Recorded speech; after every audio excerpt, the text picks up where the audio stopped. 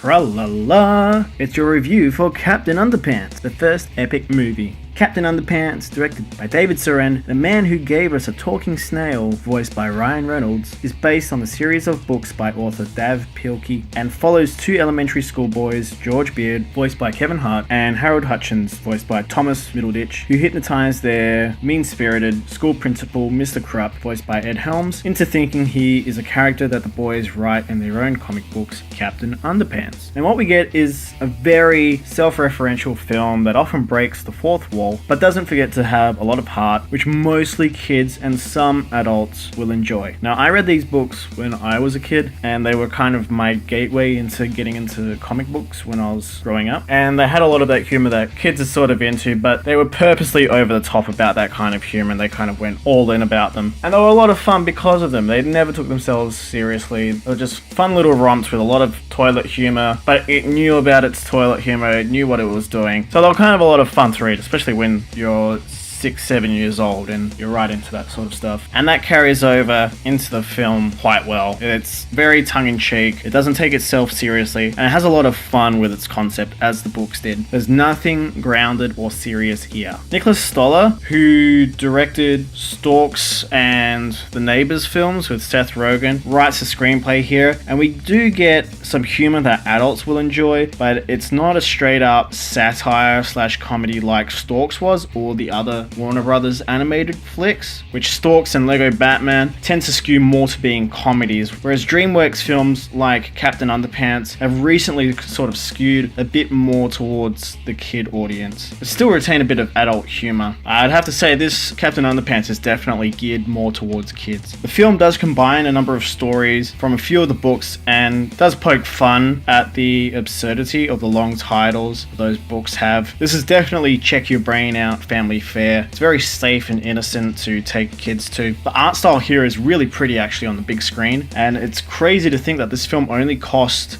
$38 million to produce, which for an animated film, that's really good. Animated films are rarely below $90 or $100 million these days, especially for a big studio CGI animated film. And what they do here is create a lot of really interesting visuals with a lot of little snippets that are actually done in different visual styles. So there'll be these little segments that are maybe done with hand sock puppets or in traditional 2D animation. They change things up and it actually makes it really fun and interesting. The voice cast here are all great, but obviously themselves voicing kids. Nick Kroll, who plays the villain of the film Professor Poopy Pants, is great, and even Jordan Peele, who plays a classmate, the boy's rival/nemesis, Melvin Sneedley, is quite good in the film as well, but you wouldn't recognize that it's Jordan Peele until the credits roll. This is a lean film. It's only 89 minutes long. It's a very simple story, just two boys creating their dream superhero, which leads to the creation of a supervillain, and they all team together to kind of defeat the supervillain at the end. But it pokes a lot of fun at itself. It does poke a little bit of fun at other superhero films, mainly Superman, but it doesn't really do too much else. It's definitely not a straight up satire of superhero films like Lego Batman would be, or Deadpool. But this is a really charming and cute story. It's not going to offend anyone. It's definitely not going to change the world. This is honestly a great dad joke movie, so if you're a dad and you want to take your kids to something over some humor that you know that your kids are going to like, then this is the film for you. A lot of poop and toilet humor here, which is going to go down pretty damn well with your kids, so it's worth giving that a shot. I definitely would have liked the humor to be maybe just a touch edgier, a bit more like Lego Batman, where there's a bit of a balance of adult and kid enjoyment and humor, but probably not as rapid fire as Lego Batman. This is not on the level of a Pixar film. This is not going to win any Oscars by any means. It's just a very enjoyable, fun, light-hearted romp at the movies. And hey, look, Weird Al Yankovic writes a theme song which appears in the credits, which is actually not too bad. It's actually pretty decent. So that's always a bonus, having Weird Al pop up out of nowhere. So I'd say see this film if you have kids. Otherwise, if you're an adult and you do want to see it, like if you're like me and you want to check the film out because you read those books when you were younger, probably go and see it at a later session so you can avoid the kids. Otherwise, maybe wait until it is on Netflix so you can check it out at home. So for the score, Captain Underpants, the first epic movie, gets a 7 out of 10 from me. As I said before, give it a shot if you do have kids. Otherwise, yeah, wait till a late night session when the other adults want to go without being bombarded by kids. Or, yeah, check it on Netflix when it's available. Thank you again, guys, for checking out these reviews. Do appreciate you guys checking them out. If you do like the review, do remember to hit the thumbs up button and leave a comment down below. Are you planning to see Captain Underpants? Did you read the books when you were a kid? Do let me know down below in the comment section. And don't forget, guys, you can subscribe by hitting the subscribe button and clicking the little bell symbol next to it, which will notify you when Mono Report uploads new videos. And don't forget, guys, you can also follow the Mono Report on Facebook and Twitter at the Mono Report. Thank you again so much, guys, and don't forget to stay right here for your Mono Fix. Bye, guys.